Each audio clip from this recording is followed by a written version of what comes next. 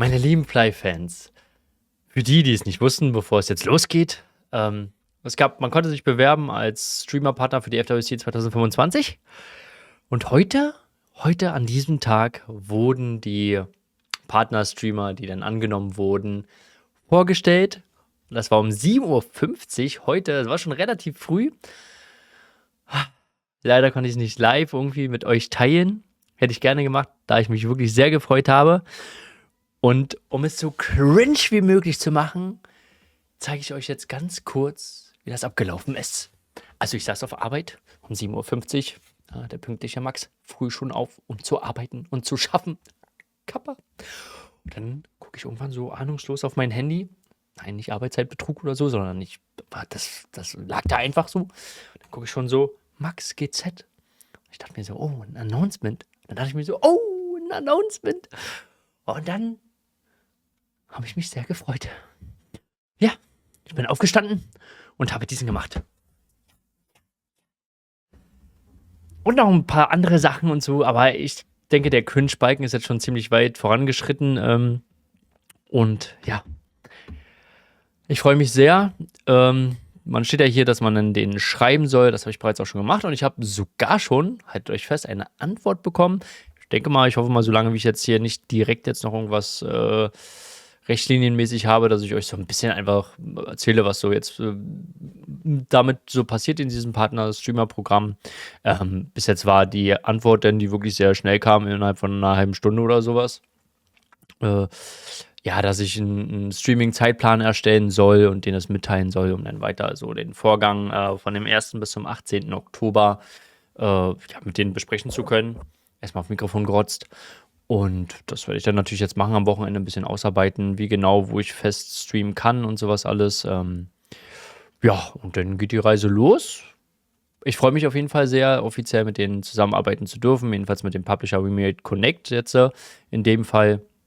Und schauen wir mal, ich hoffe, dass es auch irgendwie nach FWC, für den nächsten FWC spätestens oder so, dass es da noch ein bisschen mehr Möglichkeiten gibt mit Community, mit Codes, mit irgendwie offiziell zusammenzuarbeiten. Aber ich freue mich auf jeden Fall, dass dieser Schritt geschafft ist. Ja, natürlich, wenn man 2022 anfängt mit Stream, mit Fly-Universe, mit dem Start und Release von Fly-Universe, Videos über die Jahre gemacht hat und sowas alles, natürlich freue ich mich da, je nachdem auch, so abgesehen davon meine ich, wie das Verhältnis ist oder wie Gala oder wie Made Connect so zur Community ist, dann trotzdem da vielleicht irgendwo einen Schritt weitergehen zu können und sowas in der ganzen Sache. Ja, freue ich mich definitiv und bin gespannt, was die Zukunft da bringen wird. Abgesehen davon, bevor wir ans Wochenende gehen, gucken wir uns noch den letzten Teaser der Woche an. Danach schmeiße ich euch noch den Teaser, was ich von den letzten 2 Tagen angeguckt hatte im Stream. Da waren nämlich noch ein paar nette Gedanken, gerade zu diese ganzen Fashion-Sachen. Jetzt die White-Sets und die B-Normalwaffen und dann die Devil-Waffen und so. Ein paar Gedankengänge und so. Würde mich auf jeden Fall freuen, wenn ihr da eifrig mit zu kommentiert und eure Gedanken zu austauscht. Das macht mir auf jeden Fall sehr, sehr viel Spaß. Und jetzt gehen wir rein in den Ranger, der scheinbar auch ein Behemoth-Bow hat und kein Devil-Bow. Crack Shooter Heavy Shot. Hört sich wieder nach einem einzelnen Schuss an. Wieder Single-Target. Boom. Das sieht mir sehr nach der Animation von, jetzt frag mich nicht, wie der Skill heißt, aber vom Crack-Shooter-Skill, sein AOE-Skill, den er in einen Action-Slot reinknallen konnte und dann, ihr wisst schon welcher, der eigentlich sehr beliebt war. Und die Animation sieht mir da sehr ähnlich aus. Ob das jetzt aber Single-Target-Damage ist, der Rückstoß sieht aber auch mächtig aus von der Animation, ne, die er selber hat. Der Beerbow, wie der aussieht. Rückstoß ist die Frage, ob es trotzdem Mehrfach-Targets rückstoßen kann oder Single-Target. Also beim Ranger haben wir tatsächlich jetzt 2 Single-Target-Skills gesehen, soweit wie ich das interpretieren würde. Viel gibt es auch hier nicht zu sagen. Man weiß nicht, was der jetzt dann noch irgendwie macht. Am Ende hängt es dann alles von Cooltime, Scaling und weiteren Effekten ab. Background kennen wir mittlerweile auch. Ist alles jetzt nichts mehr großartig Neues, wo man noch viel drüber philosophieren könnte. Ich freue mich auf jeden Fall, da in der Area zu leveln. Das alles zu erleben. Ansonsten sehen wir halt hier die Kleidung und der Bow ist jetzt halt die Behemoth-Waffen so, ne? Also es sind jetzt nicht diese Behemoth-Devil-Waffen, also können wir stark davon ausgehen, dass es 2 verschiedene Behemoths geben wird.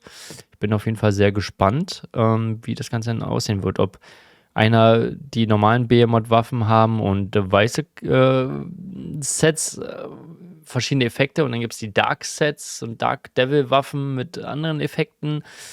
Ob die jetzt nun HP und HP-Tank und DD sind oder ob die eigene Effekte haben wie bei Herrenswaffen und so.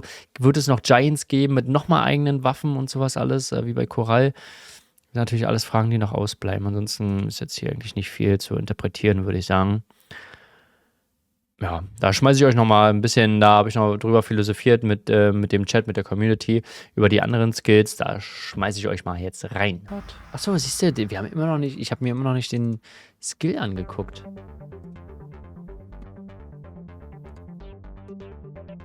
So, Mentalist in der PvP-Arena. Okay. Zwingt quasi dazu, jemanden zu sich zu kommen, so dass ihnen quasi in Love sein. Lange Cast-Time auf jeden Fall. Ich weiß nicht, wie viel Prozent Cast-Time der hat. Aber die Frage ist, was macht das? Macht das Schaden? Oder macht es, dass Leute, die in der Nähe sind, weil das macht ja hier so eine Wellen, macht es, dass andere mit hinzugezogen werden und immer mehr zu ihm kommen? Weil er quasi von den einen den Aggro zieht. Cooler Skill.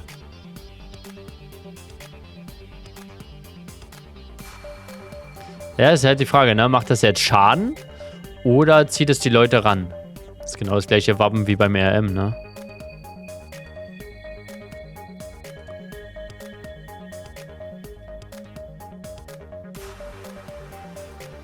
Was noch ist beim RM, ist das Set.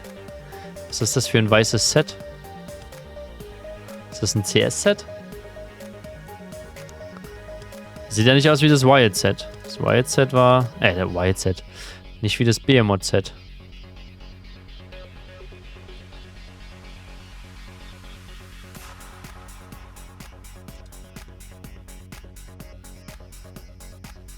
Da sah das so aus.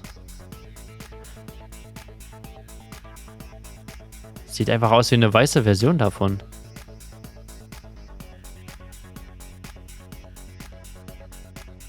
Das sieht eigentlich fast genau gleich aus, nur in weiß. Sieht aber vom Artstyle sehr ähnlich aus. Ob es doch 2 verschiedene Behemoth gibt? Alter, wie ist das? Ja, es sieht schon eigentlich genauso aus. Ich weiß nicht, wie ist es bei dem Psykeeper? Der Psykeeper hat hier einen normalen Behemoth Wand und dieses weiße Set. Das ist auch der normale Behemoth Wand und ein weißes Set. Und Mentalist ist schon cool. Hier ist es dunkel und der Wand sieht auch anders aus. Warte mal, der Close-Up vom Equipment. Ist da, das ist ein komplett anderer Wand. Der sieht halt wie der Devil Behemoth aus. Der andere war ein ganz normal. Also wir kriegen auch die normalen Behemoth-Waffen, so wie es aussieht. Und die Waffen. Also wieder 2 Waffenpaare. Und dann scheinbar einen normalen Behemoth für die normalen Behemoth-Waffen und ein Devil Behemoth für die Devil Behemoth-Waffen. Einfach 160 Master Dungeon kommt. Nee, das glaube ich nicht. PvE und Wild Sets ungefähr. 101 und HP. Das ist jetzt natürlich die Frage. Ob die verschiedene Effekte haben werden, ob die einfach wieder so einmal Tankwaffen, einmal Damage-Waffen sozusagen. Aber wie gesagt, mit Sets auch. Sets einmal. Bei den neuen ist halt kein Close-Up vom Equipment da, ne? Hier ist ein Close-Up vom Equipment. Details müssen wir uns hier mal kurz merken.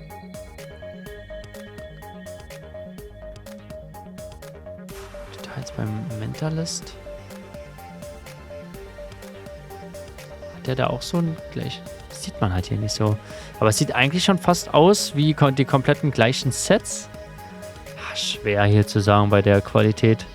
Aber hier sieht man den RM nochmal auch sehr gut.